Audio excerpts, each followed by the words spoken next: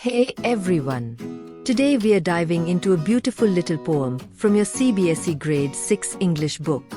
It's called A Friend's Prayer by Jill Wolfe. And trust me, this poem is like a warm hug from your best friend. Let's read it together first, one stanza at a time, and then I'll explain what it really means, line by line, in a way you can totally get.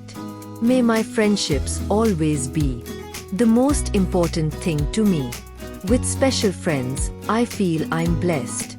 So let me give my very best. Okay. So in this first stanza, the poet is saying, I want to always value my friendships the most. She knows how lucky she is to have great friends, and she wants to give her best to them, like being kind, helpful, and loyal. Now let's read the next stanza. I want to do much more than share the hopes and plans of friends who care.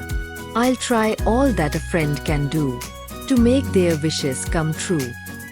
This part is all about action. It's not just about talking with your friends or sharing secrets.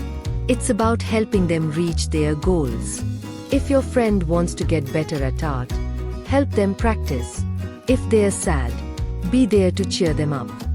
Finally, let's read the last stanza.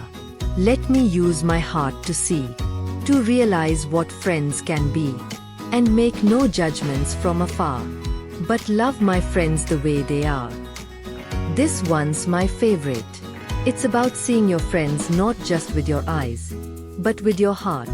That means understanding them, accepting them, and not judging them by how they look or what they wear. Real friends love each other just the way they are.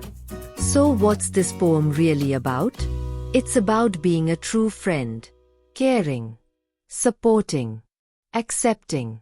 The poet is basically saying, I want to be the kind of friend who's always there, not just when it's easy, but even when it's hard. Here's something fun. Take a minute today and ask yourself, what kind of friend do I want to be? Then try to be that friend for someone. Thanks for watching.